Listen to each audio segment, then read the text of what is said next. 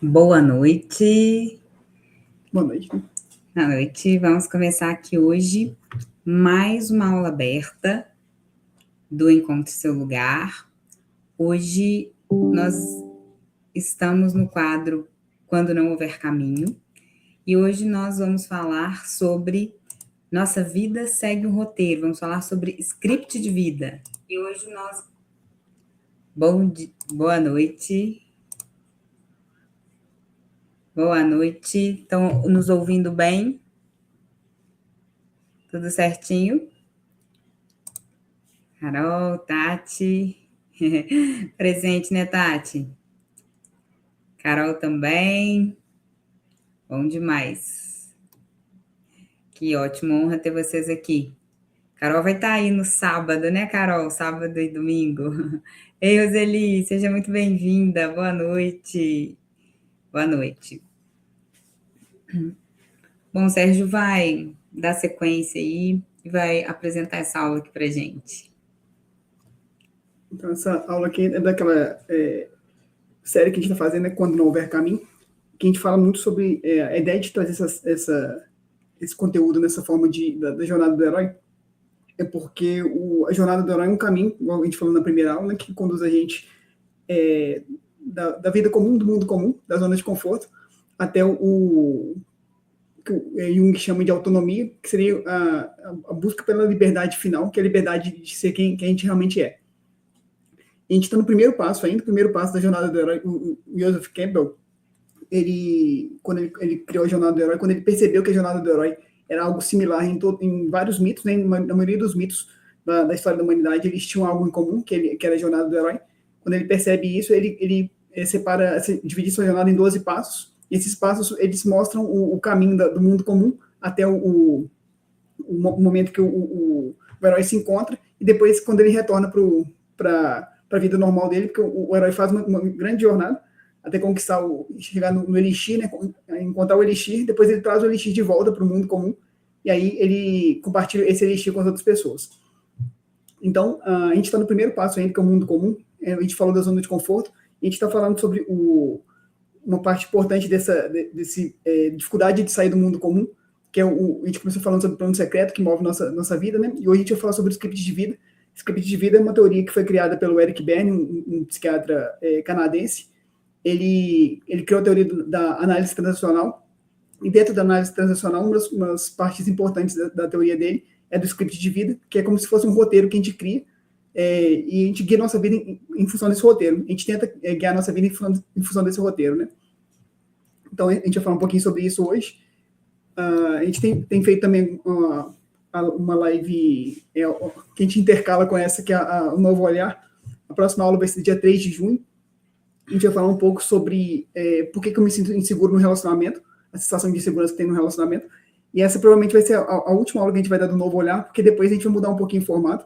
A gente vai passar o Novo Olhar para ser exibir na forma de vídeo gravado, porque a gente percebeu que a dificuldade é que a gente tem que sempre relembrar os conceitos de pertencimento, ordem, equilíbrio.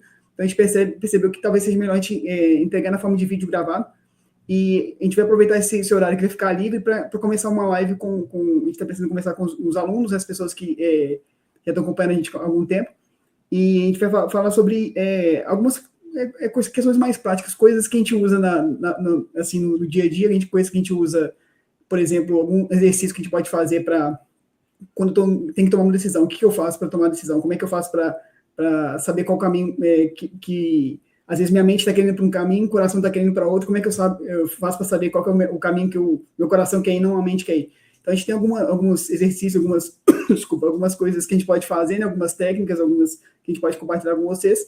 E a ideia a gente vai mudar um pouquinho, continuar com esse Quando Não Houver Caminho, uma vez por mês, e daqui a 15 dias a gente provavelmente vai fazer a última live do Novo Olhar. Depois a gente vai passar no mês seguinte, a gente vai passar para essa outra forma de entregar conteúdo, né, que vai ser uma coisa mais para os alunos, uma coisa mais para... seria isso, uma coisa mais prática, né, do dia a dia, né, que a gente pode fazer, algumas práticas que a gente mesmo utiliza na nossa vida para destravar algumas coisas, né? E o Novo Olhar a gente vai continuar entregando para vocês na forma de vídeo gravado.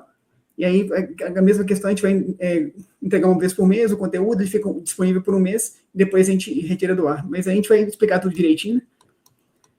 Bem, então, começando a aula de hoje, a gente falou um pouquinho do Eric Berne, que é um psiquiatra canadense, né? Ele criou a análise transacional. De onde vem a transacional? Assim, qual que é a ideia? Desculpa.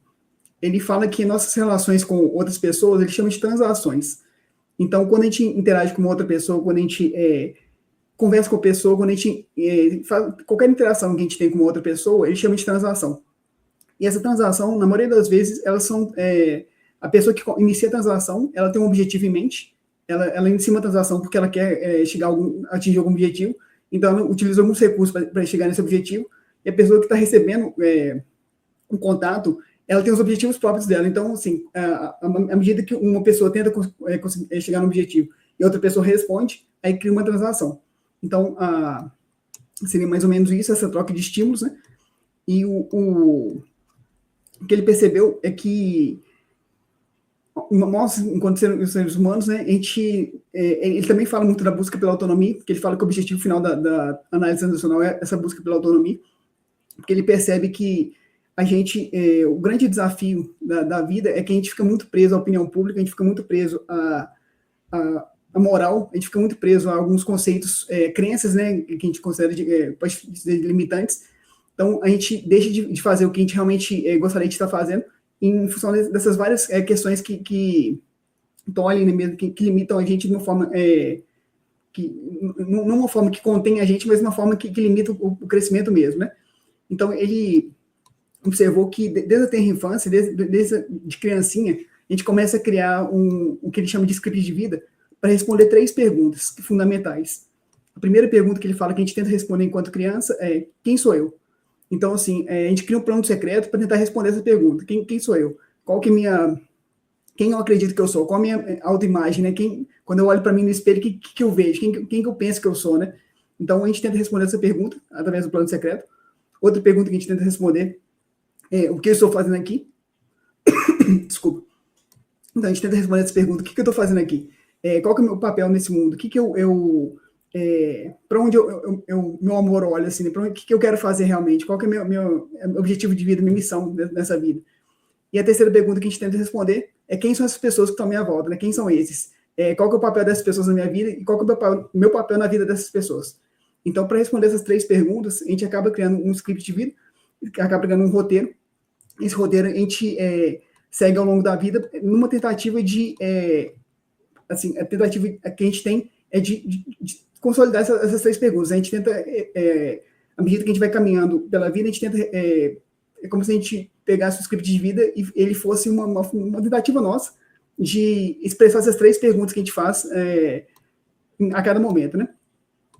E a gente pode traçar um paralelo disso, né, com o plano secreto, que o plano secreto nada mais é do que isso, uma tentativa da gente de responder essas 3 perguntas.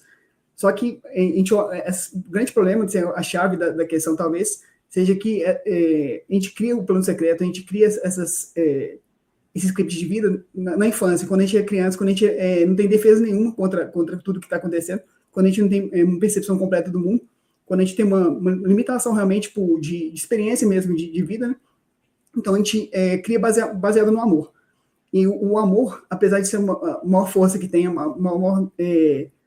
talvez a maior força do universo, digamos assim, mas o amor por si só, quando ele não é contido, quando ele corre livre, ele é uma força perigosa, porque ele é tanto construtivo quanto destrutivo. Então, quando a gente é criança, é pleno de amor, a gente tem muito amor, mas não tem nenhuma contenção, não tem nenhuma barreira, nenhum limite para esse amor, a gente acaba criando aquela ideia que a gente falou, né? Que a gente formula promessas mesmo na infância, né? A gente tem algumas ideias do que a gente pode fazer, como deveria ser nossa vida. A gente faz promessas para tentar salvar pessoas da nossa família. A gente fica preso nisso. E desculpa. E aí o plano secreto ou o script de vida vira uma missão dupla, assim, digamos que em certo nível a gente tenta buscar nossos sonhos, nossos objetivos, nossos propósitos, mas num nível mais profundo, um nível oculto, a gente age em segredo para buscar um desfecho. O script de vida fala muito de desfecho, né? Desfecho seria o nosso objetivo final. E a gente pode traçar um outro paralelo. Geralmente esse desfecho ele tem muito a ver com trauma ancestral, com com o próprio plano secreto, né, com as coisas que a gente está olhando na dinâmica da família. Então, muitas vezes, as questões mais profundas da família que não foram resolvidas, aquelas feridas que ainda estão abertas, elas ficam afloradas, e a gente olha para elas e cria nosso plano secreto, cria nosso script de vida, tentando fechar aquela ferida, tentando salvar uma pessoa que está olhando para aquela ferida. Então, acaba que o desfecho seria assim, o objetivo final do plano, né? Seria para onde a gente caminha, mesmo quando a gente não quer caminhar, a gente está caminhando, de certa forma, assim, a gente costuma falar que a gente anda pela vida caminhando dividido. O que é caminhar dividido? A nossa alma quer uma coisa, nosso coração quer outra. A alma é a alma da família, representa as questões que ligam a gente aos nossos antepassados, aos nossos ancestrais, à nossa família. E o coração são nossas paixões, seria quem você realmente é, sua verdade pessoal. Então, qual que é o grande segredo? Qual que é o grande desafio, na verdade, né? O grande desafio é a gente encontrar uma forma de ser leal à nossa alma e ser feliz ao mesmo tempo. Então, essa grande dificuldade, assim, como é que a gente faz para, num nível, ser leal a tudo que veio antes, e ao mesmo tempo, sendo leal a tudo que veio antes, conseguir caminhar em frente, buscando minhas paixões, as coisas que eu realmente quero, mesmo quando essas coisas, elas são contrárias, assim, elas batem de frente com aquilo que meus antepassados, com meus pais, as pessoas que vieram antes, pensavam, acreditavam. A gente percebeu que todo o trabalho, assim, a grande dificuldade do trabalho é porque o trabalho é duplo, assim, né? Desculpa. Um trabalho que são dois movimentos importantes. O primeiro movimento é se tornar inteiro, o segundo movimento é se tornar completo. Então, assim, se a gente tenta se tornar completo antes de se tornar inteiro, a gente tem dificuldade, problema. E como é que a gente se torna inteiro? A gente se torna inteiro quando a gente olha para a alma, mas se a gente ficar só olhando para a alma, ficar preso só na alma, a gente não se torna completo. Então, assim, são dois movimentos. Primeiro, a gente faz um movimento para se tornar inteiro, depois a gente faz um outro movimento para se tornar completo. E aí a caminhada plena, né, seria atendendo essas duas coisas, né?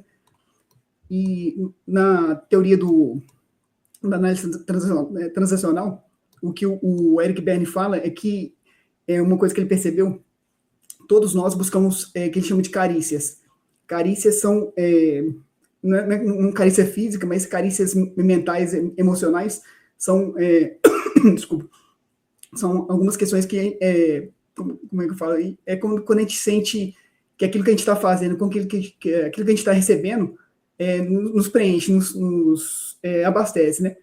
Então, ele criou alguns níveis de uso do tempo, né? Formas como a gente escolhe usar nosso tempo para mostrar e para determinar que tipo de carência que a gente recebe. O nível mais simples de uso do tempo, o nível mais superficial, é o isolamento. O que é o isolamento? O isolamento é um tempo que você precisa para ficar consigo mesmo. É um tempo que você precisa para organizar os pensamentos, para refletir. Aí você vai ter pensar, conectar com as memórias, sentimentos. Um tempo que você precisa planejar, tomar decisão, mergulhar em fantasias também. E esse tempo de isolamento, apesar dele ser necessário, ele gera carícias que ele chama de autocarícias, que são carícias que são muito superficiais. Elas não conseguem preencher o ser humano. Então, o ser humano que fica sempre sempre isolado, ele não consegue se preencher das carícias emocionais, afetivas que ele realmente precisa para caminhar. Então, é um uso do tempo que é necessário, mas se a gente fica muito preso a esse uso do tempo, a gente passa a maior parte do tempo nesse uso, a gente não se preenche, porque o que preenche mesmo é o contato com o outro, com as outras pessoas. E é uma forma de usar um tempo que apesar de ser necessária, é uma forma que ela deve ser usada com parcimônia, usada de forma realmente só quando é necessário realmente, né? E a gente tem que sempre pesar na balança o uso do isolamento. A segunda forma de usar o tempo, ele fala que é o ritual. O que é o ritual? O ritual são transações, né, são trocas que a gente faz com outras pessoas, que elas são complementares, elas são simples e são estereotipadas. Então, por exemplo, quando a gente vai num jantar com amigos, é como se fosse um ritual, né? Tem um certo ritual, assim, você primeiro você cumprimenta as pessoas, começa algum assunto para quebrar o gelo, enfim, tem várias coisas que a gente vai fazendo de forma estereotipada, né? Jantar com amigos talvez não seja o exemplo melhor, mas vamos supor, uma reunião, uma reunião, então uma coisa que é sempre programada, acontece sempre da mesma forma, né? Então, esses rituais são essas transações que a gente repetitivas, digamos assim. Elas são importantes porque como a gente está compartilhando alguma coisa, um momento, até assim, a missa ou celebração, elas podem ser consideradas rituais, elas podem ser mais que rituais, mas se a pessoa entra de forma superficial, ela é só um ritual, ela não toca a pessoa, então ela pode ser considerada que é como assim, você vai num lugar, você tem uma troca que já é programada, você sabe cada parte daquela estrutura, então você sabe o que é esperado de você, então você faz aquilo que é esperado de você, então a troca é pequena, você recebe algum reconhecimento das outras pessoas, porque você está fazendo o que todo mundo espera que seja feito, e a carência, nesse caso, é superficial, ela tem pouca potência, né, o efeito dura pouco tempo, porque é muito superficial, você está trocando um nível bem superficial, não tem uma troca verdadeira, né, uma troca mais simples. E a grande questão do ritual é que a pessoa não precisa se comprometer, ela não tem que se expor, não tem que ser autêntica, ela só tem que seguir o que está planejado, o que está programado naquele evento, naquele formato, né? Então, o ritual é uma outra forma de usar o tempo. A gente usa muito rituais, assim, a gente tem alguns rituais que a gente usa para preencher o tempo realmente, né? São coisas que são previsíveis, programadas, mas que geram alguma carícia, mas são carícias mais superficiais. Agora, a terceira forma de usar o tempo, que é a forma que a gente normalmente gasta boa parte do tempo, que são os passatempos, né? São as conversas, trocas, um jantar com amigos entraria aqui, por exemplo, seria mais aqui um passatempo do que uma ritual. Então, seriam jogos também, né? Esporte, jogos, são atividades que a gente faz para se divertir, para trocar. Normalmente, na idade adulta, é onde você conhece o parceiro. Normalmente, os parceiros, eles se encontram em atividades que eles têm alguma afinidade. Então, concerto de música, ou então, fazendo curso, né, no nosso caso, a gente faz muito curso, você acaba me encontrando fazendo curso.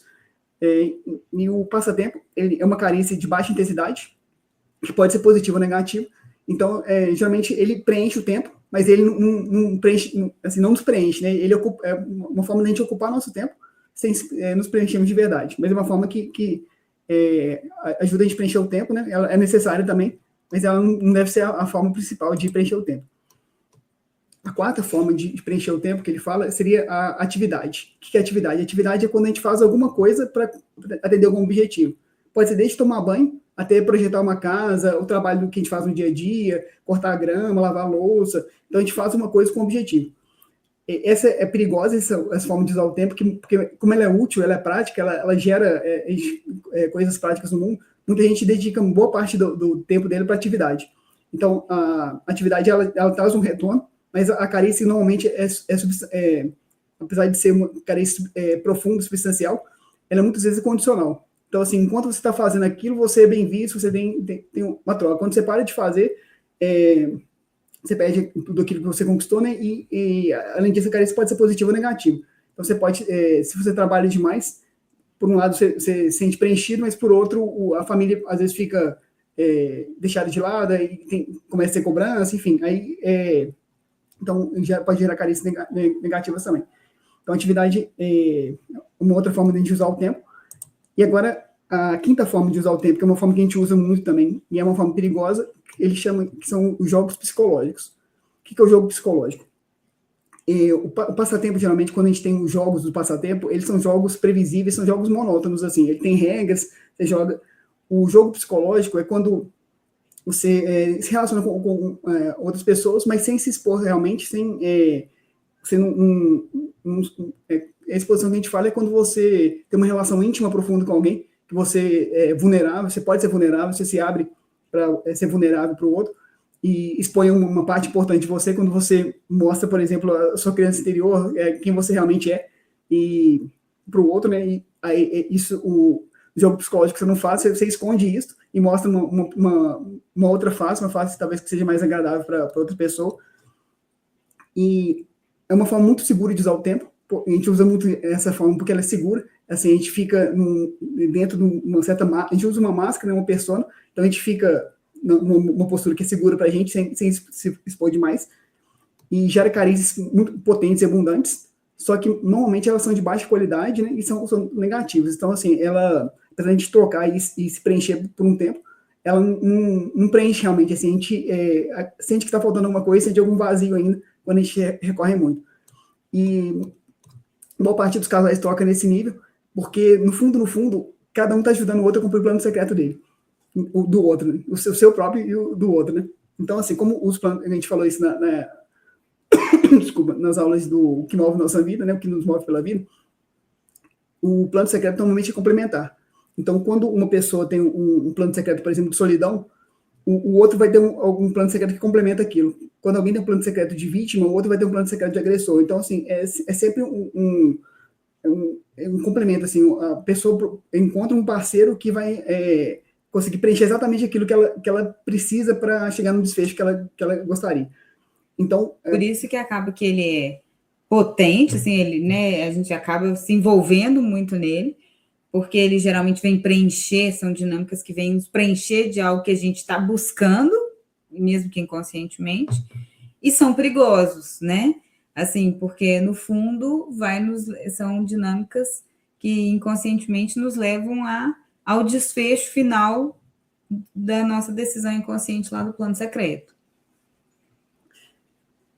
E a última forma de usar o nosso tempo, que seria a forma mais profunda, que é a forma que realmente a gente expressa autonomia, é quando a gente vai usar o nosso tempo com intimidade.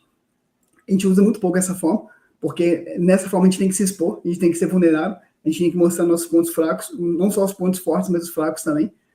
E nessa forma realmente é uma forma que as crianças fazem com muita maestria, né? Que elas, a forma quando a gente é espontâneo, quando a gente age de forma mais conectada com a nossa essência, com quem a gente realmente é.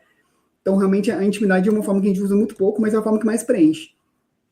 E é uma forma que, quando a gente busca autonomia, quando a gente caminha em direção à autonomia, é uma forma que a gente começa a expressar com mais frequência, né? A carência que existe da intimidade é mais potente, e geralmente são positivas, né? E normalmente são recíprocas. Porque normalmente você não consegue ter intimidade com outra pessoa se o outro também não tiver intimidade com você. Normalmente é uma troca, realmente, né? Os dois estão abertos para trocar no nível mais profundo. Então, os dois estão abertos a se expor, né? Mostrar o lado ruim também, o lado que talvez não seja tão agradável de ver, mas sem medo de, assim, a intimidade, quando ela realmente, essa troca é gerada, os dois recebem muito, né? Então acaba que isso é uma forma extremamente profunda, né? De trocar, que realmente gera os efeitos mais potentes.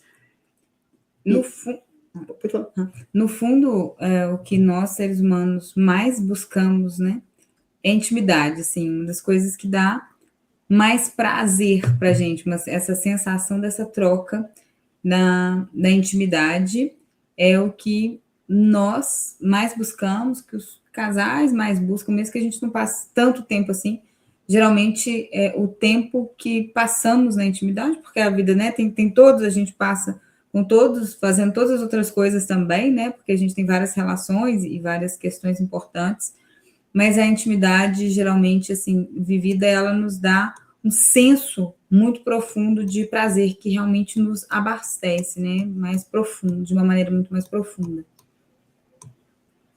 E a gente trouxe essa informação, assim, igual a gente falou, a gente não usa muito análise transacional no trabalho, mas ela tem algumas referências importantes, né? Então, em relação a esse uso do tempo, o que é importante assim, nesse uso do tempo? A gente tem que, todas as formas de usar o tempo, elas são legítimas, a gente tem que recorrer, a gente não pode ter intimidade com todo mundo o tempo inteiro, porque realmente é extremamente difícil. Então, muitas vezes a gente vai fazer jogos psicológicos mesmo, assim, na verdade, o jogo psicológico em si, ele não é uma coisa ruim, desde que você tenha consciência, você faça ele com parcimônia, né? Então, a gente vai acabar usando todas essas formas de usar o tempo, né, ao longo da vida. Então, assim, é mais para prestar atenção se a gente está ficando muito tempo isolado, muito tempo sozinho, talvez seja a hora de repensar se a gente está usando nosso tempo mais com rituais, com trocas ritualísticas, trocas que são programadas, que a gente se expõe pouco. Então, seriam práticas que a gente realmente mais vazias, assim, mais fechadas, mais vazias, né? Elas, não que o ritual em si seja vazio, mas a forma como você entra naquela questão que pode ser vazio. Então, se você vai para realmente se conectar profundamente com o que está acontecendo, aí deixa de ser um ritual e passa a ser até intimidade, pode ser um momento de intimidade, pode ser um momento de conexão. Então, realmente, é a forma como você entra que importa mais, é como você está usando o seu tempo. O passatempo, que é importante e necessário, que a gente não consegue ficar o tempo inteiro focado e concentrado, tem hora que a gente tem que só abstrair mesmo, só se distrair. Atividade extremamente importante, a gente não consegue, sem fazer as coisas úteis, a vida não move, né? A gente não consegue caminhar em frente se a gente não estiver fazendo as coisas que tem com um propósito, né? Nem que seja um propósito de cuidar da casa, de manter as coisas funcionando, a gente realmente não tem como. Os jogos psicológicos são necessários também, porque a gente tem que conviver com pessoas de todos os tipos, de todos os jeitos, então a gente tem que estar preparado para responder e não reagir às outras pessoas. E a intimidade, que a gente, na medida do possível, sempre que for possível, se a gente conseguir, quanto mais a gente conseguir de intimidade, mais a gente vai ter de carícia. Então, muitas vezes, o que falta, assim, a gente busca no relacionamento, busca no trabalho, busca no... enfim, quando a gente tenta se tornar completo, é o que a gente busca, né? A gente busca um parceiro, busca o trabalho, busca o retorno financeiro. Tudo isso ele é vazio se não tiver intimidade. Mas a gente só consegue ter intimidade se a gente antes está inteiro, porque quando a gente se preenche daquilo que a gente realmente precisa, quando a gente se preenche se conecta com a alma, né? Quando a gente está em paz com a nossa alma, fica mais fácil para o coração seguir o caminho dele. Porque enquanto a gente ainda está olhando para trás, enquanto a gente ainda não tem essa conexão ou a certeza de pertencimento, né, que muitas vezes a gente deixa de fazer uma coisa porque a gente acredita, assim, no fundo, a gente sente que não pertence àquela família. Então a gente vai até tem uns materiais que a gente está preparando para falar sobre ancestralidade, que é uma coisa que a gente acredita que seja extremamente importante nesse trabalho, que é a conexão com os ancestrais, porque essa necessidade de pertencer, necessidade de pertencimento é tão grande que a gente tenta ficar vinculado aos ancestrais de todas as formas possíveis. Se a gente não está vinculado a eles, não está ligado a eles no nível da alma, no nível mais profundo, a gente tenta seguir a moral deles, e a moral dos ancestrais nem sempre é a mais adequada para a gente, porque a moral que é do nosso bisavô, do nosso avô, dos nossos pais, foram úteis na época deles, no contexto de vida deles. Então, agora é um outro contexto de vida, é um outro mundo. Então, a gente tem que encontrar um nível que a gente consegue seguir em frente, respeitar os pais, aceitar que os pais, os avós, os bisavós sejam exatamente como são, e ao mesmo tempo a gente conseguir pegar e caminhar em frente, fazendo diferente, sem se respeitar, sem sair do tom, sem querer mudar. Então, é muito difícil a gente fazer isso se a gente não se preenche antes, se a gente não sente realmente que pertence àquela família, que a gente que nosso lugar está garantido naquela família, independente do que aconteça. Então, assim, se a gente não se conecta com a família, não encontra o nosso lugar na família, não encontra o nosso lugar na alma da família, muitas vezes a gente vai tentar ficar vinculado através da moral, de tradições também. Muitas vezes a gente repete as tradições dos nossos antepassados, né? A forma de comemorar o Natal, a forma de comemorar os aniversários, as datas comemorativas, geralmente a gente repete as tradições dos antepassados, não que seja ruim, mas muitas vezes a gente faz isso para tentar manter manter viva a memória deles. Só que se a gente faz de forma ritualística, usando como um ritual vazio, a gente não tem essa conexão. Quando a gente faz com intimidade, com conexão, aí tudo muda. Então, para a gente conseguir se sentir inteiro, para a gente conseguir dar os passos para frente, esse movimento de encontrar seu lugar na alma da família, encontrar o seu exato lugar lá, e ficar lá quietinho, sentir que aquele é o seu lugar, ninguém vai te tirar daquele lugar, e ter essa percepção, essa consciência e essa conexão, é o que abastece, é o que dá para a gente força e propósito, né, para que a gente consiga fazer os outros movimentos. Tudo fica mais leve a partir desse movimento que é extremamente profundo, né, e ajuda bastante. Então, assim, na verdade, esse movimento da gente se tornar inteiro para depois se tornar completo, e de modo geral, esse é o movimento que tem mais força, né? Que é mais leve, tem mais força, e a maioria das vezes a gente segue pela vida fazendo o contrário, primeiro buscando aquilo que nos completa, né? Como que eu quero me sentir realizada e no trabalho, no relacionamento, então eu busco primeiro, nas coisas externas, aquilo que eu acho que vai me realizar mais. Se eu faço isso sem antes buscar aquilo que me faz completo, então esse caminho tende a funcionar muito menos, ser muito mais pesado, muito mais desafiador e muito menos assertivo. Quando eu primeiro busco aquilo que me torna inteira, como o Sérgio disse, olhar para a alma, me conectar com a ancestralidade, com a alma da família, comigo mesma, com a minha essência, ocupar basicamente o meu lugar, né, o que me conecta, basicamente o que me torna inteira, preenchida, é preencher os vazios, estar cada vez mais no meu próprio lugar, e a partir disso, então, eu busco aquilo que me realiza um pouco mais. Eu já me sinto inteira comigo mesma, com meus problemas, com todas as questões que eu tenho enquanto ser humano, mas eu já me sinto mais plena, né? E aí, então, eu vou buscar aquilo, um parceiro com quem eu posso ter trocas melhores, ou então se eu já estou com esse parceiro, então eu vou conseguir me relacionar com ele de um novo nível, que é isso que importa na verdade, conseguir me sentir cada vez mais realizada no meu trabalho, não porque o trabalho me realiza mais, mas porque eu consigo entregar cada vez mais o meu melhor, e aí, então, o trabalho retribui para mim, a vida retribui para mim, né?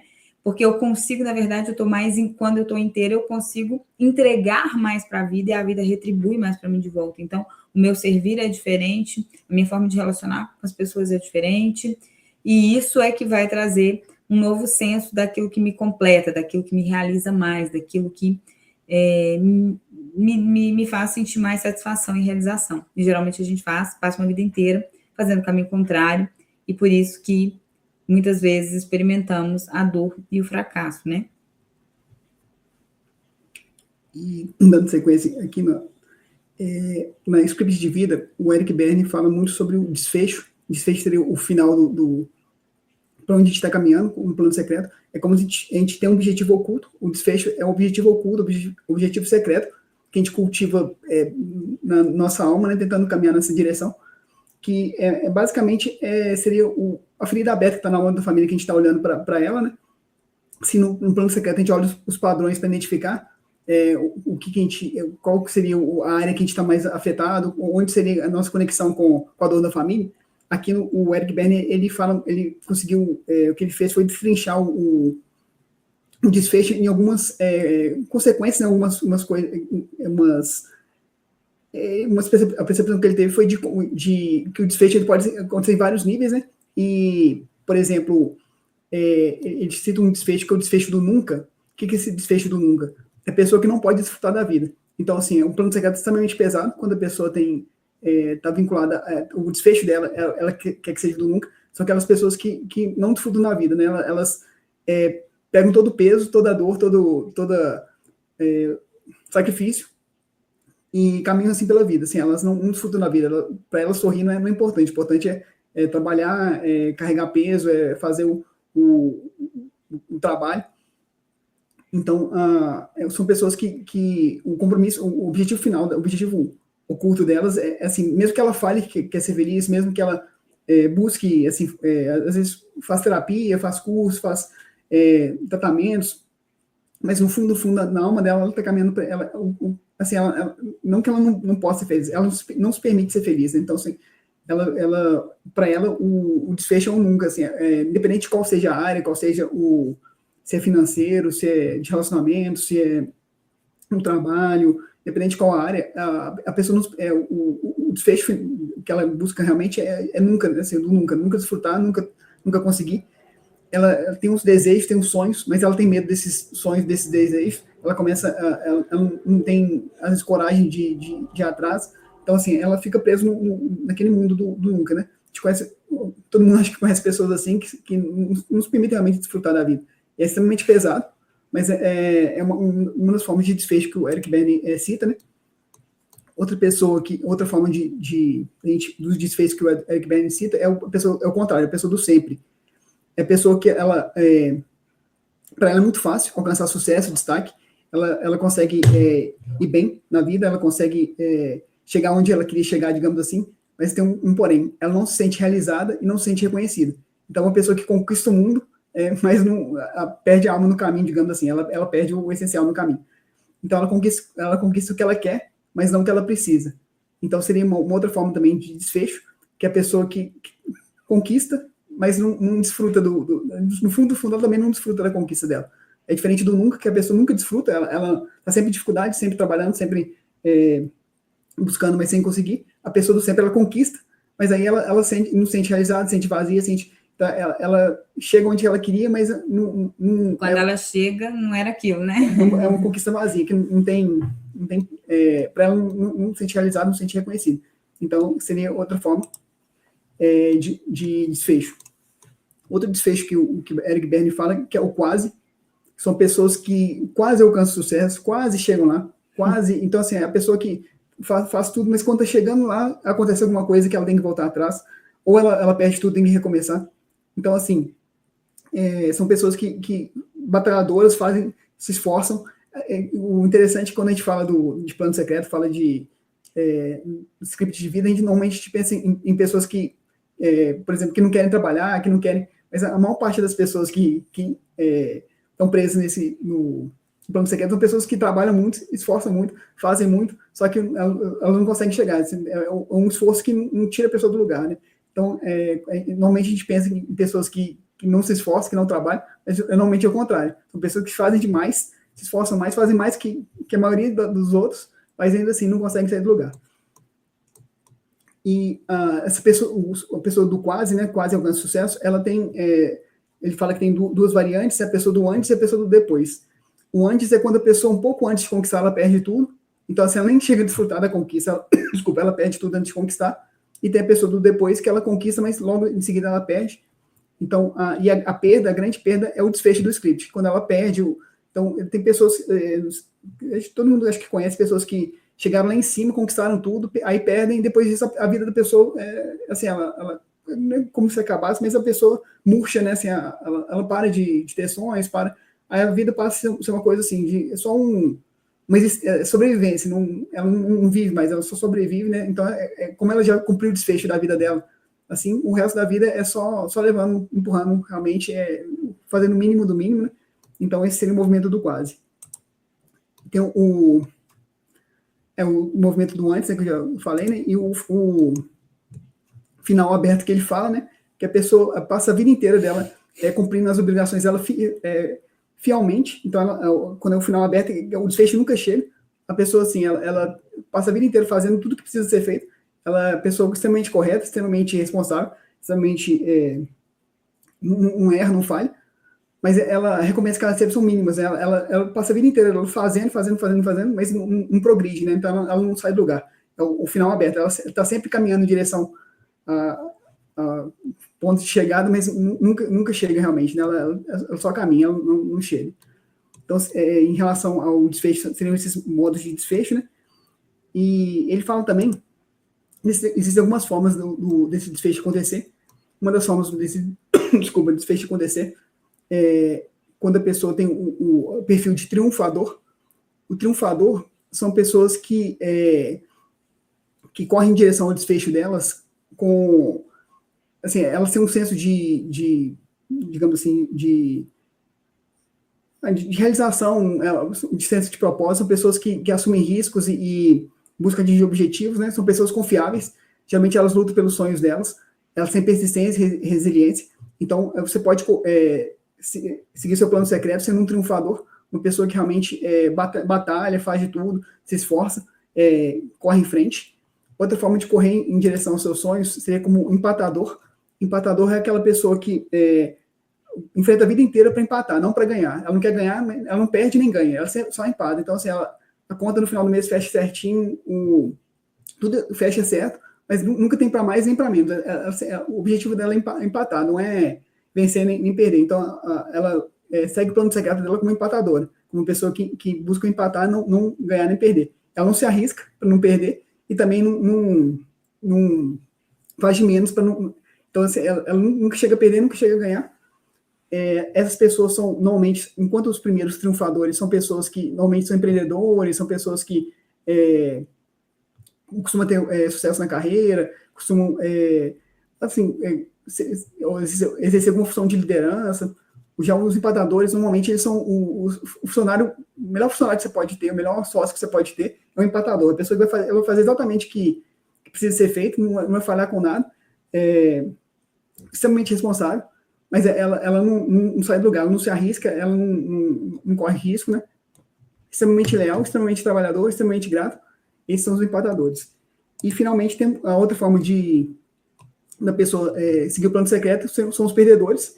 Esse aí, normalmente, a gente pensa primeiro neles, né? Quando a gente pensa em plano secreto, a gente pensa primeiro nos perdedores, mas a gente esquece que os outros também, o triunfador, apesar dele correr atrás de ter resiliência, ter persistência, ser um sonhador, ser uma pessoa motivada por risco, é uma pessoa que, ou ela vai, de um certo nível, ela está caminhando para o plano secreto da mesma forma, né? Então, ela pode ter um plano secreto, por exemplo, do nunca, sempre caminhar, sempre ânimo, mas nunca conseguir, pode ter, então, enfim, o tipo de desfecho não interfere no modo como a pessoa segue o desfecho, né?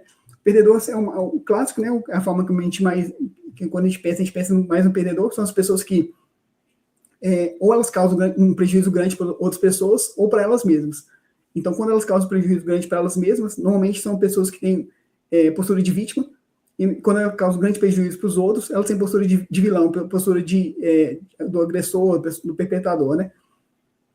E são pessoas que, quando ela cai, ela conversa um monte de gente aí com elas, mas quando elas caem, elas levam todo mundo com elas junto, né? Então, são o perdedor tem esse perfil assim, ele tá... É diferente do triunfador, que corre o risco calculado, o perdedor, ele corre risco demais, e realmente no fundo, que ele quer perder. Então, ele coloca tudo em risco o tempo inteiro, assim, ele arrisca o que precisa, o que não precisa. Então, seria um outro perfil modo como a gente pode caminhar em direção ao desfecho. E por que a gente trouxe esse tema, né? A ideia de trazer o tema do script de vida é mais para formalizar isso, assim, quando a gente fala de plano secreto, às vezes fica muito no ar, né? E aí, com a estrutura da análise transacional, a gente consegue fazer várias reflexões, né? Assim, a gente consegue começar a pensar como é que eu conduzo minha vida, se eu conduzo como triunfador, empatador, perdedor, e que tipo de desfecho que eu estou correndo atrás. Será que é um desfecho de nunca, de sempre, quase, de final aberto? Então, assim, as percepções, por menores que sejam, elas já começam a dar para a gente algum ponto de apoio, algum ponto de referência, para a gente saber se a gente está voltando, se a gente realmente está conseguindo sair do lugar, né? Ou se a gente está preso no mesmo lugar. Então, a ideia de trazer esses conceitos é mais ampliar as percepções mesmo, mostrar que algumas teorias que a gente vai falar de outras teorias do Bert Hellinger também, desculpa, dos excluídos, para ficar bem clara essa ideia do que é o plano secreto, do que é como que a gente fica preso nessa dinâmica. Aí, depois de explicar essa questão, aí finalmente a gente vai começar a dar o segundo passo, né, na jornada do herói, que aí seria o chamado da aventura, seria quando a aventura realmente começa, a jornada realmente começa. E aí, nesse primeiro momento, a ideia é realmente trazer essa base para a gente ter uma ideia do por que é tão difícil a gente sair do lugar. Não é porque a gente não quer, não é porque a gente não tem força de vontade, mas é porque realmente existem algumas questões que a gente precisa olhar para elas antes, ou precisa estar em paz com elas para a gente conseguir caminhar. E acho que, assim, em relação ao teoria de tema que a gente tinha para falar, era isso, né? Se alguém tiver alguma pergunta, alguma dúvida, quiser fazer alguma colocação, a gente pode tirar um tempinho aí, né, para...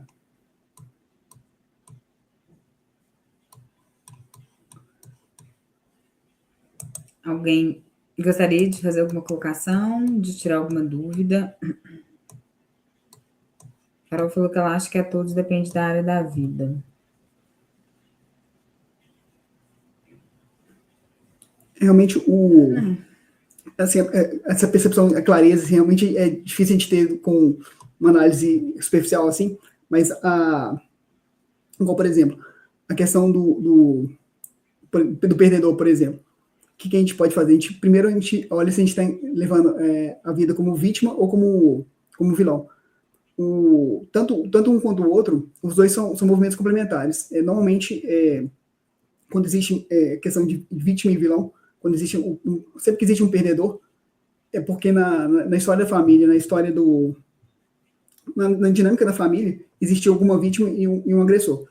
Então, normalmente, o perdedor está ligado com um dos dois. Os dois são perdedores, tanto o vilão quanto a vítima.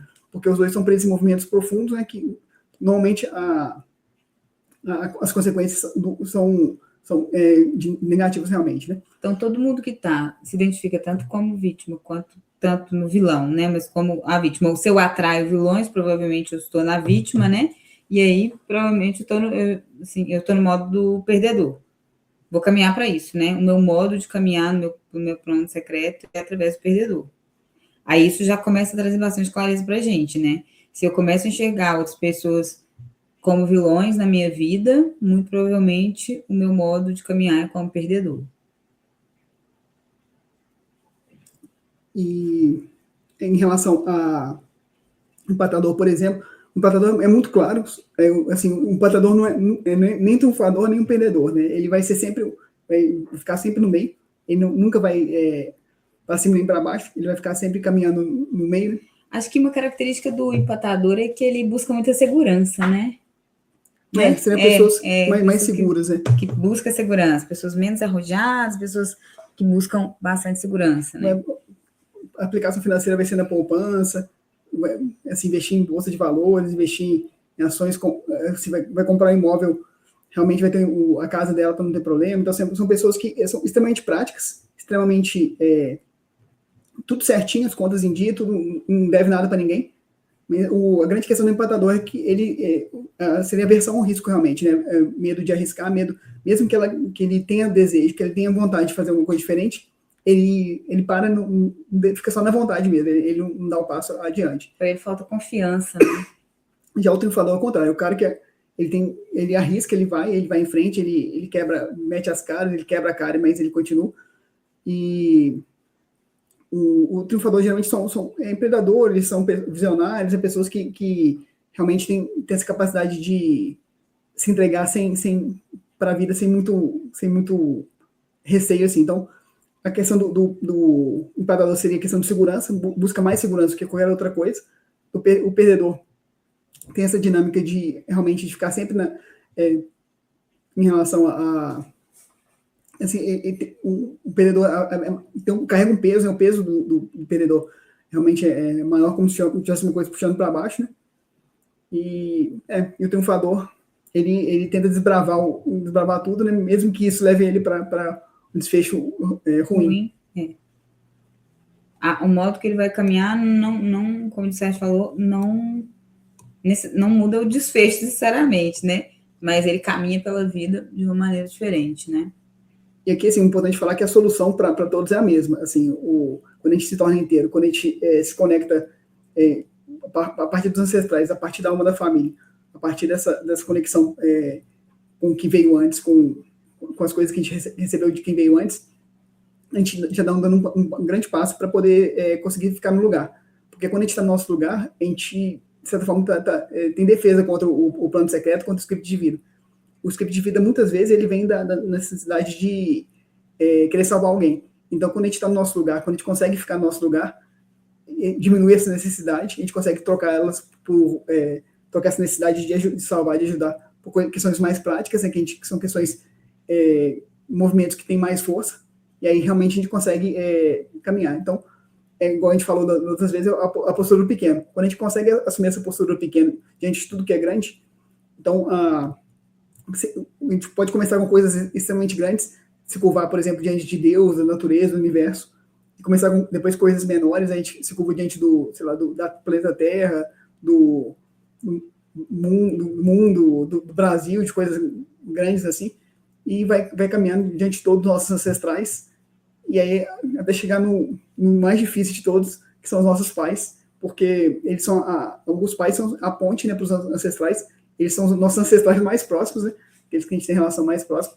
Então, é um movimento de pequeno em relação aos pais, é um movimento que ajuda bastante, porque se a gente consegue ser pequeno diante dos pais, a gente é pequeno diante de todo mundo, tudo que é maior que a gente, né? A Sônia perguntou se todos nós temos um pouco de cada. Acho que não, né? Eu acho que tem, não um pouco de cada um. Se a gente estiver preso no script, né? E não na nossa própria... no nosso caminho de autonomia, a gente vai seguir alguns dos caminhos, né? Tem momentos que assim, a gente pode ser mais triunfador em momentos, mais empatador em outros, mais perdedor em outros, né? Só que normalmente tem uma linha. Tem uma linha. Assim, geralmente, a maioria das vezes, eu estou no mesmo modo. É um modo. Então, por exemplo, tem gente que tem momentos que decide empreender, faz alguma coisa e tal, mas aí chega no empreendimento, tenta conduzir o empreendimento da mesma forma que ele conduziu o emprego dele, por exemplo, só que não funciona. Se você tiver a mesma disponibilidade que você tem como empregado, funcionário para o seu negócio, o negócio não dá certo, porque você precisa de uma outra mentalidade, uma outra forma de... Então, assim, um empatador ele pode, às vezes, agir como triunfador, às vezes como perdedor, mas a linha guia, ele sempre vai estar no meio, assim.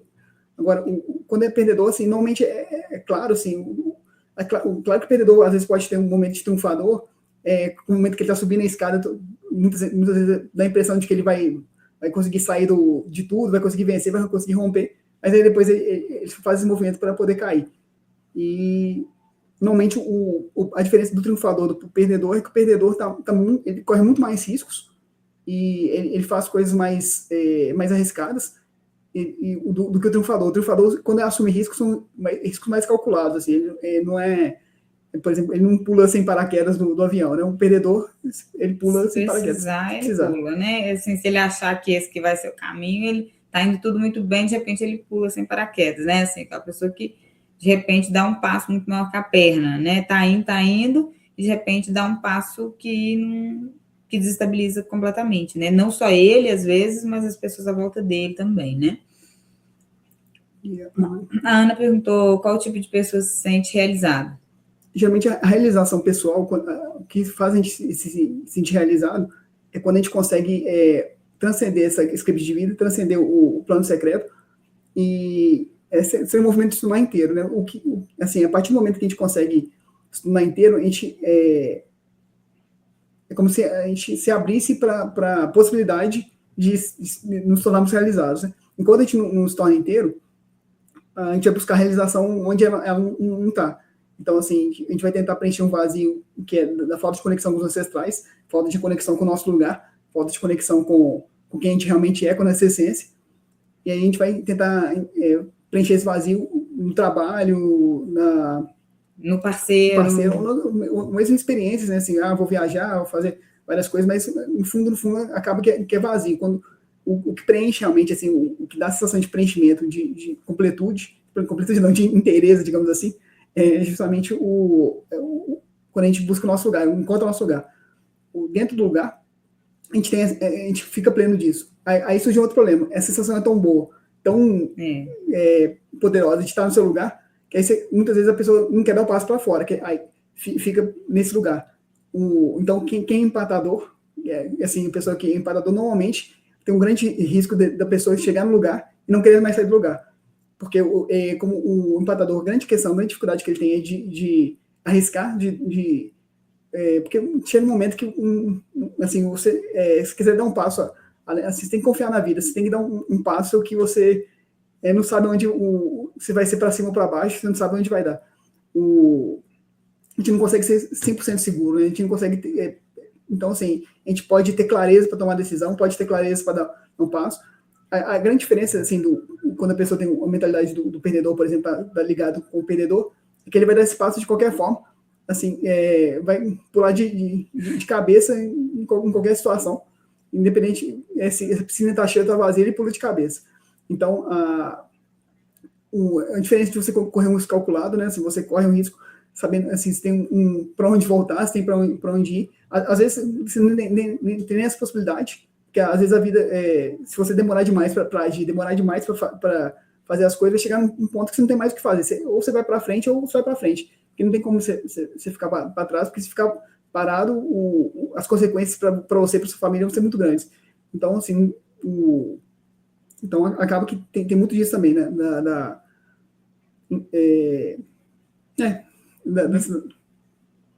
Basicamente, a realização é o caminho de buscarmos nosso lugar e sairmos cada vez mais de um script inconsciente para nos conectarmos com o nosso ser, com a nossa essência e seguirmos aquele caminho que é autêntico, né, que faz o nosso coração vibrar, que faz a nossa alma vibrar, antes de eu ir lá buscar em qualquer coisa externa aquilo que me realiza. Então, aí sim, as questões externas me complementam, me alegram ainda mais, né? Então, por exemplo, uma coisa quando eu busco a maternidade para me realizar, porque eu sinto um vazio imenso, que eu não sei o que minha vida não tem sentido, e aí geralmente eu só aumento o buraco vazio e eu não acho essa realização em lugar nenhum.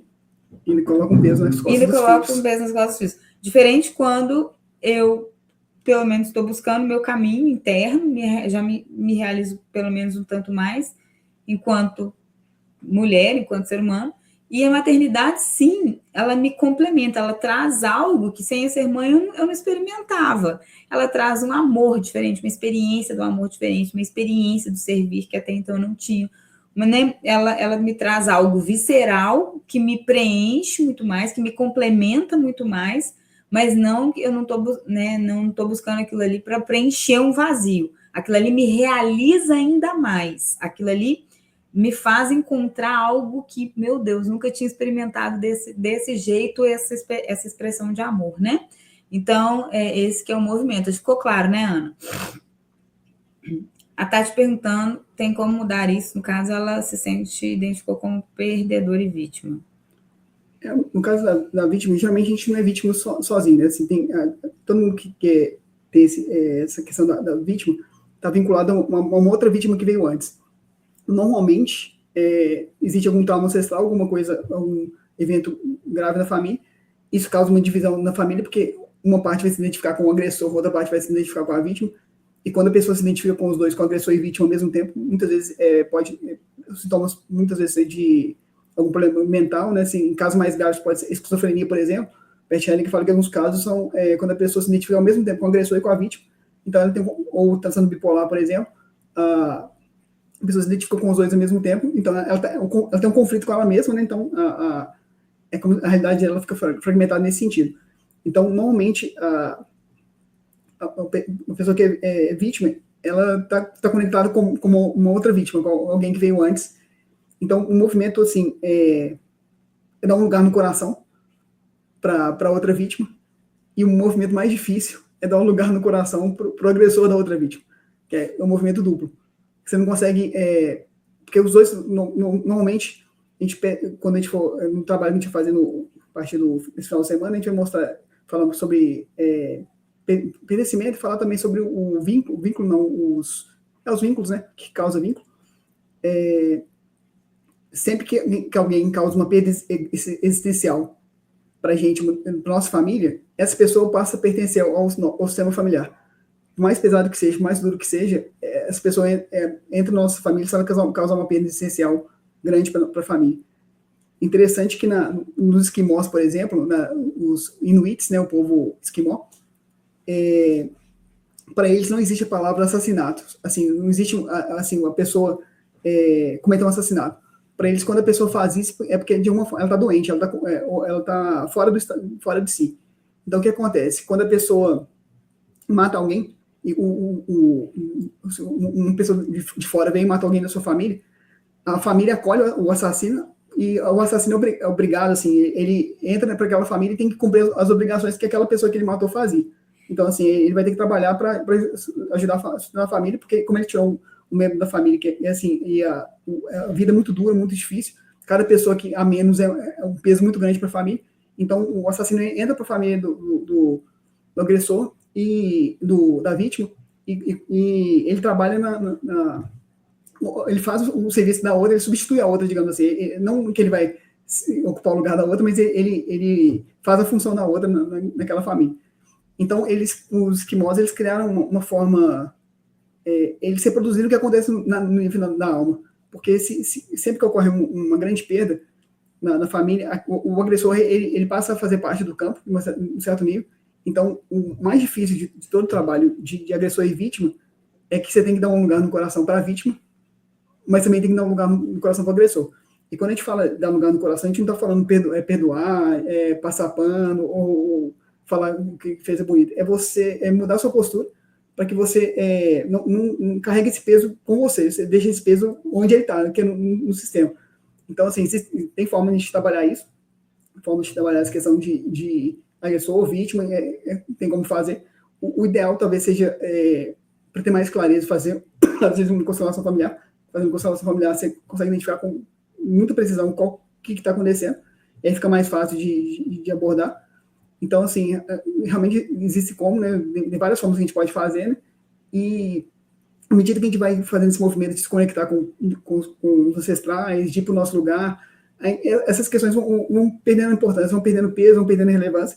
Então, assim, mesmo que a pessoa se identifique como uma vítima, à medida que você vai para o seu lugar, vai mudando a percepção, vai mudando a postura, com o tempo é engraçado que quando você muda a sua postura no campo, você esquece de coisas, assim, a sua memória em relação a, assim, até coisas que aconteceram, você esquece, assim, elas muda tudo, assim, você muda a postura.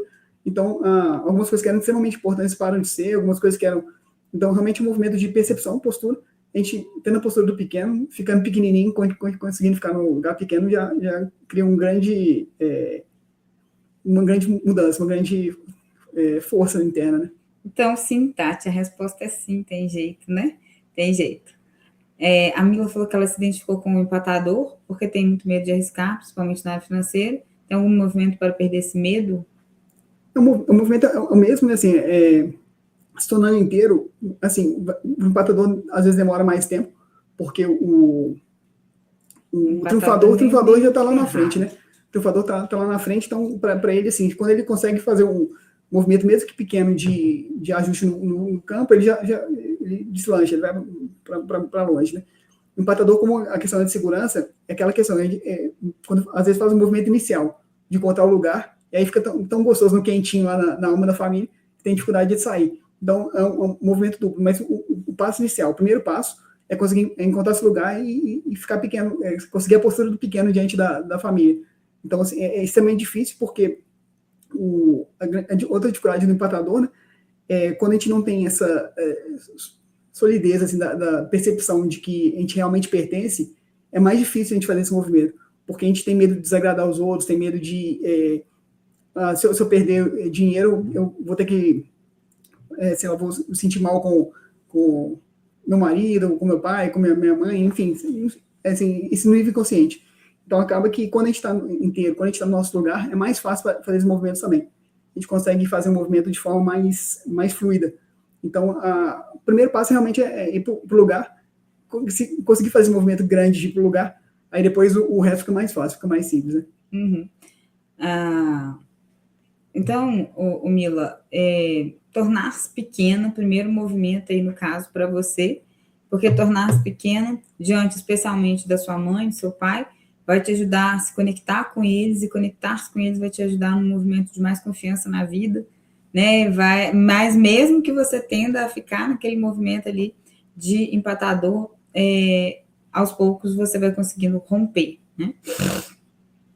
A Laís perguntou, por exemplo, se a minha guia é um modo empatador, eu me tornando inteira, completa, continuo no mesmo modo, ou seja, uma empatadora realizada, seria isso?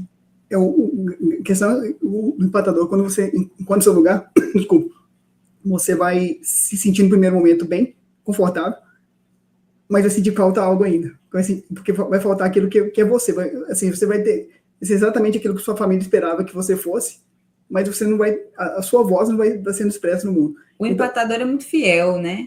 O empatador é muito fiel, ele é muito leal, então ele só está seguindo o script certinho, né, da família ali, né? O que é esperar dele? Que ele seja certinho, fiel, blá, blá, blá. Então, o empatador... O filho mais velho normalmente é empatador, porque ele o filho mais velho normalmente, ele segue... ele está mais conectado às questões da família, as questões são importantes para a família que os outros. Então, assim, o filho mais velho geralmente é empatador. Ele não vai correr muito risco, geralmente o segundo filho é o contrário, ele pode ser um triunfador ou perdedor, pode ser empatador também, mas normalmente ele é um questionador, ele questiona as questões da família, né? E o terceiro filho geralmente é triunfador, aí ele já busca empreender, negociar, fazer, enfim, um movimento mais para fora do que para dentro. Mas, assim, não que seja uma receita de bolo, mas é o mais comum, assim, que a gente observa com muita frequência, esse movimento mais ou menos comum, né? Relativamente comum. Basicamente, Laís, quando a pessoa consegue, né? Na verdade, se ela sai do lugar, ela já pode sair do empatador, porque talvez ela já não vai se realizar ali no empatador e ela vai começar a ter mais movimento de ímpeto de vida, de fazer, não, aquilo que eu realmente acredito, eu busco, eu me sinto impelida, sinto que é o meu chamado maior, sei lá, né? E aí eu consigo começar a me arriscar, mesmo que de um jeito menos agressivo, né, do que o triunfador iria, ou de um jeito ainda mais, qual é a palavra? Quando a pessoa arrisca menos, gente, perdi a palavra aqui, mas menos arrojada ali, né, esqueci a palavra, mas ela já não se sente tão bem só como empatadora, assim, porque é isso que você falou, falta algo, né? Quando você encontrar esse lugar realmente é muito bom, mas chega um tempo que você fala assim, nossa, e agora? Conservador, isso aí. O que eu vou fazer com isso? O que eu vou fazer com isso? Que, assim, encontrar esse lugar é só o primeiro passo, porque isso te abastece, mas e aí? Você vai fazer o quê com abastecido? Aí você tem... Aí que começa. Aí que começa a vida. Aí começa a viver, né? Então, assim, esse que é o desafio, porque começa aí, quando você encontra o lugar, quer dizer, né, a gente está em processo constante de encontrar e permanecer nele. Aí é que a vida começa, né? Aí é que, assim, aí que até então a gente estava só seguindo o script, a gente não estava vivendo a nossa vida. E a maioria de nós passa uma vida inteira só seguindo script, sem viver a nossa vida, sem viver aquilo que é o nosso verdadeiro chamado, né? Então, quando a gente encontra o nosso lugar, a vida começa, né? Mas aí, estando no seu lugar, estando preenchido, é mais tranquilo, assim, mais leve. Não que vai ser mais fácil. Fácil nunca vai ser, não. Mas vai ser mais leve. Então, assim, chega uma hora que você não vai ter jeito, assim, você está no seu lugar lá, você fica parado muito tempo. Se você não começar a agir, a vida vai te empurrar para fora, aí você vai ter que agir de uma forma ou de outra, não tem jeito. Então, assim, mesmo o empatador vai ter essa dificuldade de sair, quando ele encontra o lugar, vai ter dificuldade de sair, mas a própria vida, na benevolência dela, ela vai empurrar a gente para fora, porque ela não permite que alguém fique sem movimento, né? O movimento é vida. Vida é fluxo, né? Vida é movimento. Quando a gente encontra o nosso lugar e começa a ficar muito apaixonado por nós mesmos, pela nossa vida ali no nosso lugar, daqui a pouco a vida já dá um pontapé na gente, né? Porque a gente precisa seguir, da hora que a gente começou. É isso, né? Me perguntou, o agressor também entra no perdedor. O agressor e vítima, normalmente, eles são duas faces da mesma moeda. Os dois acabam tendo movimento de perda, assim. O agressor é um movimento destrutivo, né? O agressor, normalmente, ele está conectado às vezes, com a raiva, com a culpa, né? Na verdade, o o vilão, né, o agressor, está mais conectado com a culpa da vítima. Então, assim, o peso dele, o peso que ele carrega, ele se sente extremamente culpado por ser agressor, por um certo nível, agredir a vítima. Então, assim, ele destrói a vida dele para tentar aplacar essa culpa. Tem um filme, acho que O Maquinista, do Christian Bale, que ele vou dar um spoiler aqui, não sei se todo mundo viu esse filme, mas o filme começa, ele vai emagrecendo, o cara, ele trabalha numa fábrica, ele vai emagrecendo, ficando cada vez mais magro, e aí no final do filme que se descobre por quê. Era uma culpa que ele carregava, uma culpa gigantesca que ele carregava, que ele às vezes não estava nem lembrando conscientemente daquilo, mas por causa daquela culpa, ele, normalmente o agressor, o vilão, ele se pune por causa dessa culpa. Então, em um certo nível, ele se sente culpado, extremamente culpado por fazer os outros sofrer. E aí ele se pune, assim, a vida dele é uma vida de punição, de estar sempre perdendo. Já a vítima normalmente está conectada com a raiva da outra vítima, da primeira vítima que sofreu o abuso, sofreu o que quer que seja que tenha acontecido, e a raiva é justificada, porque é ela que sofreu, mas a vítima absorve isso e ela fica conectada com a raiva. Então, assim, a vítima tem muitas vezes um movimento, ela pode ser uma vítima expressa, uma vítima que expressa tudo, mas eu, como perdedor, assim, uma boa parte da minha vida caminhei, pulava de cabeça em qualquer coisa, eu realmente não tinha medo de arriscar, tinha um comportamento de vítima, mas não uma vítima sofredora, assim. A questão é que eu me propunha a... mártir, né? Me propunha a carregar todo, assim, pular de cabeça em tudo, sofrer tudo, todas as consequências, independente da consequência, sofrer tudo.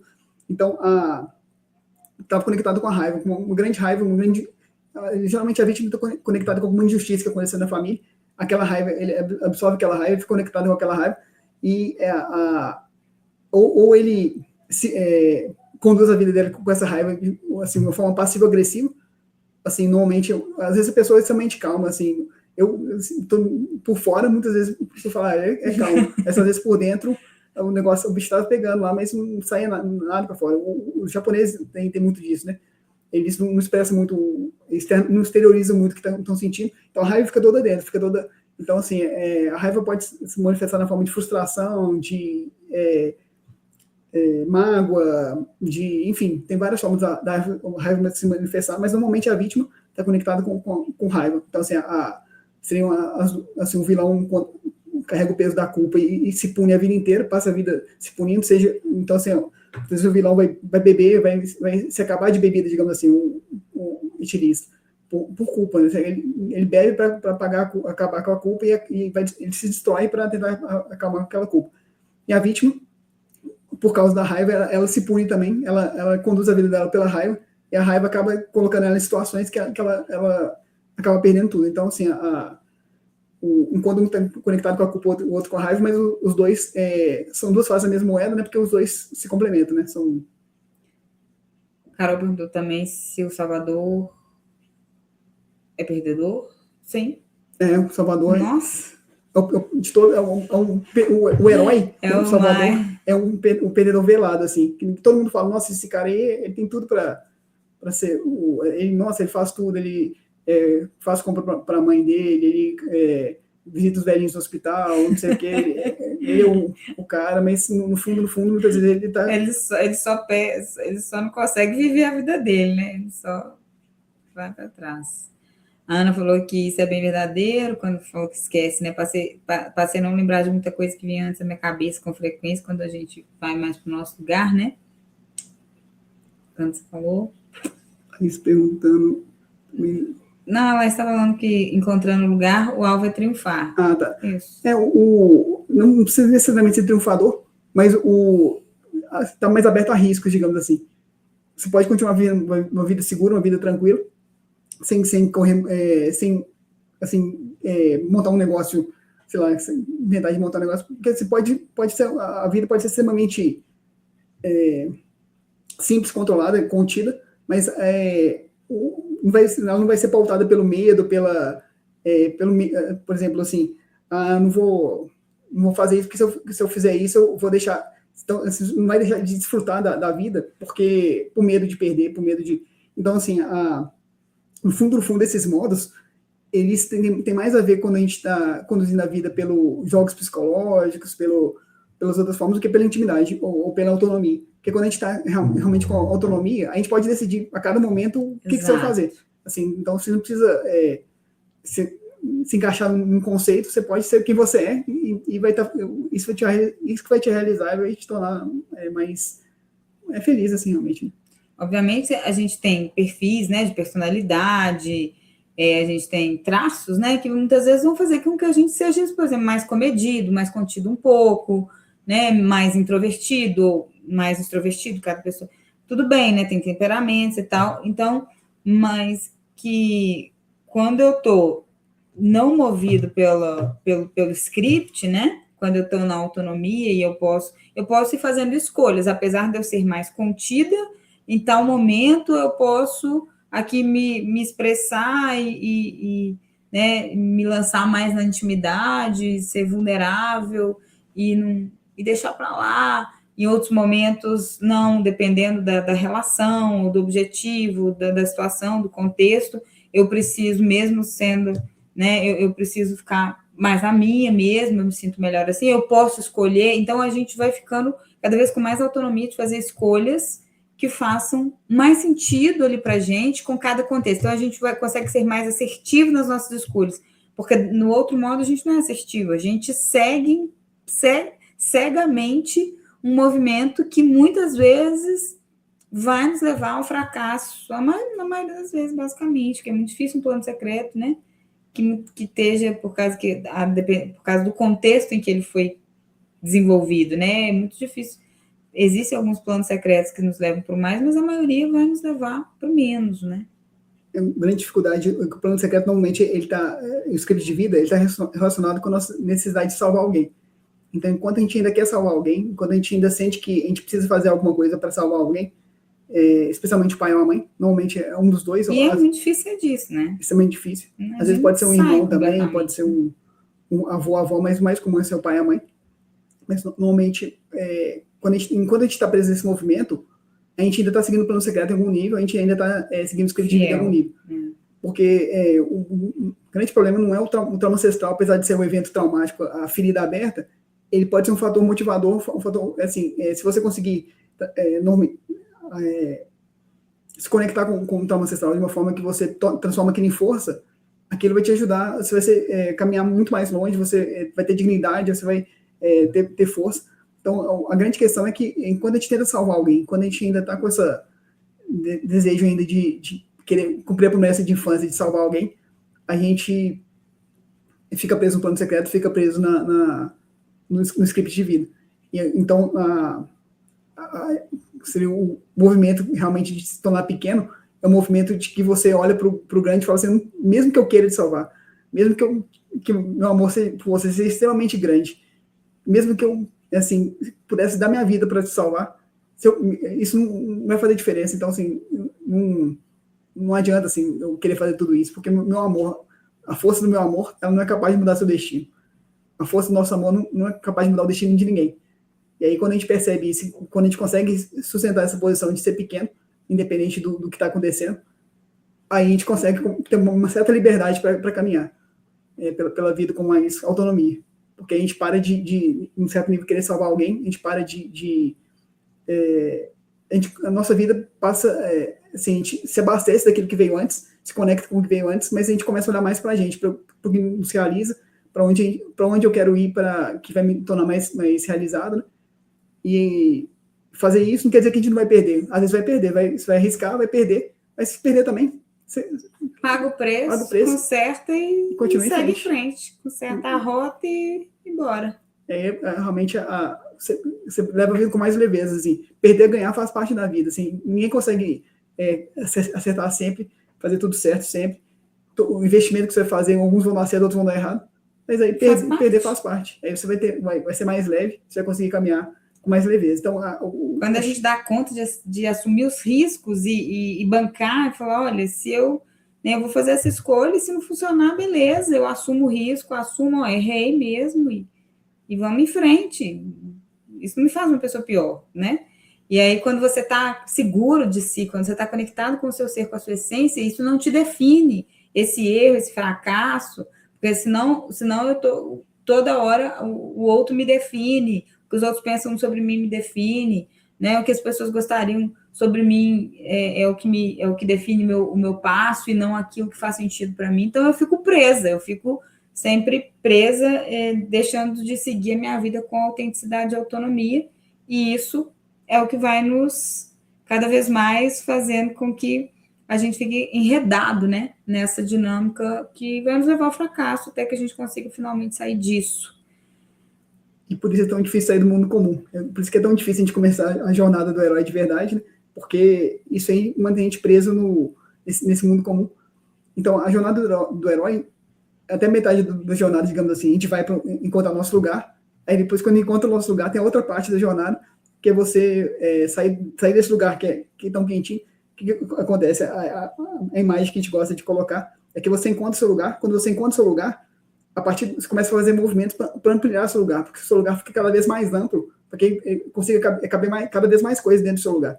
Enquanto seu lugar, você encontra o seu lugar e ele fica só aquele lugarzinho, não cabe mais nada, você ainda fica preso na alma da família. Então, a proposta da alma da família não é as famílias, se a gente quiser obedecer, ser completamente obediente à família, completamente leal à família, a família não cresce, a família só assim, não tem futuro. Não tem futuro. As coisas só se expandem quando a gente faz diferente do que quem veio antes fez. Então, assim, no primeiro momento a gente abraça tudo isso e encontra o nosso lugar, aí depois a gente começa a ampliar nosso lugar, a gente começa a dar... a zona de conforto é isso também, a gente encontra uma zona de conforto e começa a ampliar essa zona para que cada vez mais coisas caibam dentro da nossa zona de conforto. Então, às vezes, sei lá, correr 5 horas da manhã não era uma coisa agradável, você coloca na sua zona de conforto e passa a ser uma coisa que você faz todo dia, enfim. Aí você vai ampliando cada vez mais coisas, né, e vai se tornando cada vez mais amplo. E quanto mais... A ideia não é realmente você se tornar cada vez mais amplo, para que você consiga dar lugar no coração para cada vez mais coisas, e aí você tem cada vez mais possibilidade de agir. Porque enquanto a gente tá preso no nosso lugar, está muito fechadinho também, a gente fica muito restrito, muito limitado. Então a gente vai ampliando nossos limites para que cada vez a gente consiga colocar mais coisa para dentro, né? Trazer mais coisa para dentro. Quanto mais a gente se expande, aí a gente vai ganhando força de expansão, né? E a gente começa a dar novos passos. E aí seria a ideia da jornada do herói seria fazer o primeiro movimento de encontrar o lugar e depois o movimento de expandir esse lugar, ampliar esse lugar, para que a gente consiga trazer cada vez mais coisas e caminhe em direção à autonomia e à realização.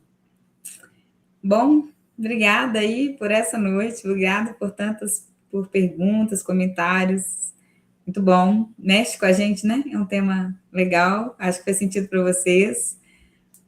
1h20 aqui de aula, que bom ter vocês aqui. A gente ficaria, mas tá todo mundo precisando dormir também. Nesse final de semana, a gente começa o nosso treinamento 5 Círculos do Amor, híbrido, presencial em BH, online também. E vamos trabalhar tudo isso e muito mais, tá bom? Tudo isso e muitíssimo mais. Isso é só uma partezinha bem pequena. Então, se alguém ainda quiser vir assistir, né? Vir como ouvinte, assistir, para entender um pouco mais do que se trata, nosso treinamento, vão ser 6 módulos, todos vão ser presenciais online, todos modelo híbrido. Tem gente vindo para BH já, esse primeiro encontro, e vai ser uma honra receber vocês. Temos pessoal de BH, temos pessoal de fora. Quem quiser também, procura a Sônia, às vezes quer ou me chama, se quiser conhecer. Pois é, Laís, na expectativa, vai ser incrível. Quem quiser também, chama a gente para, né? Às vezes quer vir, eu quero assistir só como ouvinte, quero participar, tá com valor bem, né, bem diferenciado, bem em conta mesmo, quem quiser só como ouvinte. Temos a opção de constelar também, mas acho que já estamos sem vagas para esse primeiro final de semana. Mas quem quiser, chama a gente para perguntar. E temos... Alguém acordou aqui. E temos a vaga para quem quiser assistir, para entender, tá? A gente vai falar sobre o primeiro círculo do amor, sobre os pais, e aí a gente vai entrar um pouquinho no trauma ancestral. No próximo, a gente falar também sobre a infância e, né, as questões da infância, e aí a gente vai trazer um pouquinho também de plano secreto. Venham, que é incrível, tá bom? Muito libertador tudo isso que a gente está fazendo. Lembrando que dia 3 a gente vai ter um novo olhar, a gente vai falar sobre por que me sinto inseguro no relacionamento, né? Seria aquelas questões do... Gente, alguém acordou. Tem alguns meninos acordou. E a gente vai falar sobre essa questão, né, do... como a gente olha e faz para olhar para a questão de quando a pessoa se sente insegura no relacionamento. Outra coisa que a gente vai, no dia 17 de junho, que seria daqui a um mês, mais ou menos 4 semanas, a gente vai falar sobre alma da família, falar um pouquinho mais sobre o campo familiar, alma da família. A gente vai dando sequência a esse módulo, né? E para os alunos, a gente vai montar esse trabalho sobre questões mais práticas, né? Trabalhar questões assim, como é que a gente faz para, por exemplo, eu tenho uma dificuldade de tomar decisão, como é que eu faço para saber qual caminho seria mais conectado com a minha alma, qual não está conectado. Ou então, por exemplo, eu estou com um problema com tal pessoa, como é que eu faço para olhar para essa questão dentro do campo, né? Então, são questões que a gente pode fazer, né, para poder conseguir trabalhar. E aí a gente vai montar esse trabalho, vai usar para vocês também direitinho. E acho que é isso, né? A irmã tá lá com os meninos. A gente vai encerrando aqui então, né?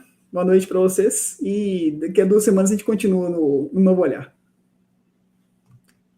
Então, aqui, finalizar aqui, né? Tchau para vocês, né?